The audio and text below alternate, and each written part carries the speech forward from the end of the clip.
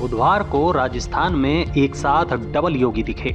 एक तो उत्तर प्रदेश के मुख्यमंत्री योगी आदित्यनाथ तो दूसरे राजस्थान के योगी कहलाने वाले बाबा बालकनाथ। बीजेपी ने बाबा बालकनाथ को इस बार अलवर जिले की तिजारा सीट से विधानसभा के चुनाव मैदान में उतारा है।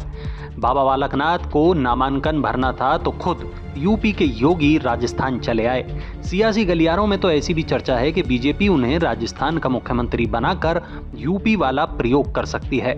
इस वीडियो में हम आपको बताएंगे कि बाबा बालकनाथ कौन है और उन्हें राजस्थान का योगी क्यों कहा जाता है। बाबा बालकनाथ की कहानी भी बहुत हद तक योगी आदित्यनाथ के जैसी ही है। ऊपर से नीचे तक वैसी ही भगवा वेशभूषा, वैसा ही कट्टर हिंदुत्व का चेहरा और वैसी ही फायर ब्रांड छवि। बाबा बालकनाथ का जन्म राजस्थान के बहरोड के कोहराणा गांव में साल 1984 में एक हिंदू यादव परिवार में हुआ था।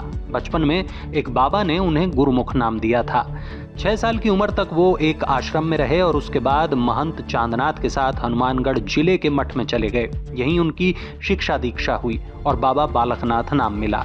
मठ के महंत चांदनाथ ने साल 2016 में बालकनाथ को अपना उत्तराधिकारी घोषित किया था। उस समारोह में योगी आदित्यनाथ और बाबा रामदेव भी पहुंचे थे। साल 2018 में महंत चांदनाथ के निधन के बाद बालकनाथ नाथ संप्रदाय के 8वें मुख्य महंत बन गए। बालकनाथ के गुरु अलवर से बीजेपी के सांसद भी थे। उनके निधन के बाद हुए उपचुनाव में ये सीट बीजेपी के हाथ से निकल गई। इसके बाद साल 2019 के चुनाव में बीजेपी ने बाबा बालकनाथ को चुनाव मैदान में उतारा। बालकनाथ को महंत की गद्दी के साथ साथ गुरु की राजनीतिक विरासत भी संभालनी पड़ी। बालकनाथ 3,30,000 वोटों के भारी अंतर से जीतकर लोकसभा पहुंच गए। बालकनाथ ने डीएसपी कहा था कि 9 महीने बाद राजस्थान में सरकार बदल जाएगी और हमारी सरकार सत्ता में आएगी, तब बताऊंगा तुझे। इस घटना का वीडियो सोशल मीडिया में खूब वायरल हुआ था। अपनी इस फायर ब्रांड छवि के चलते बालकनाथ अपने चाहने वालों में खूब लोकप्रिय हैं। अपने हिंदुत्व के एजेंडे को लेकर भी बाबा बालकनाथ की छवि योगी आदित्यनाथ जैसी ही है, इसलिए लोग उन्हें राजस्थान का योगी कहकर बुलाते हैं। खुद बालकनाथ कहते हैं कि योगी आदित्यनाथ उनके बड़े भाई हैं क्योंकि दोनों एक ही संप्रदाय से हैं। तिजारा में बाबा बालकनाथ का मुकाबला कांग्रेस के इमरान खान से है। खास बात यह है कि इमरान खान एक दिन पहले ही कांग्रेस में शामिल हुए हैं। पहले बीएसपी ने उन्हें टिकट दिया था, लेकिन बाद में बीएसपी ने टिकट वापस ले लिया। कांग्रेस ने तुरंत इमरान खान को अपने पाले में करके टिकट दे दिया। पिछली बार इस सीट से बीएसपी के संदीप कुमार जीते थे, हालांकि बाद में वो कांग्रेस में चले गए थे। यानी यहाँ बाबा बालकनाथ की टक्कर कांग्रेस के साथ साथ बीएसपी से भी होगी।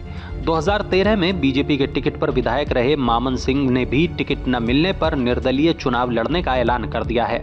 बालकनाथ के लिए ये लड़ाई इसलिए भी मुश्किल होगी क्योंकि 1951 से सिर्फ एक बार इस सीट पर बीजेपी की जीत हुई है। मुस्लिम बहुल इस सीट पर हमेशा कांटे की ही टक्कर रही है। कभी किसी दल का दबदबा नहीं रहा।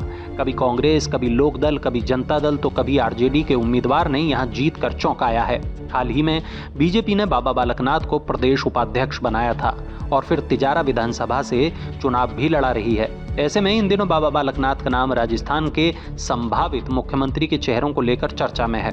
अगर सियासी पकड़ की बात करें तो अलवर जिले की सभी विधानसभा सीटों के साथ साथ हरियाणा के वोटरों पर भी उनका प्रभाव है।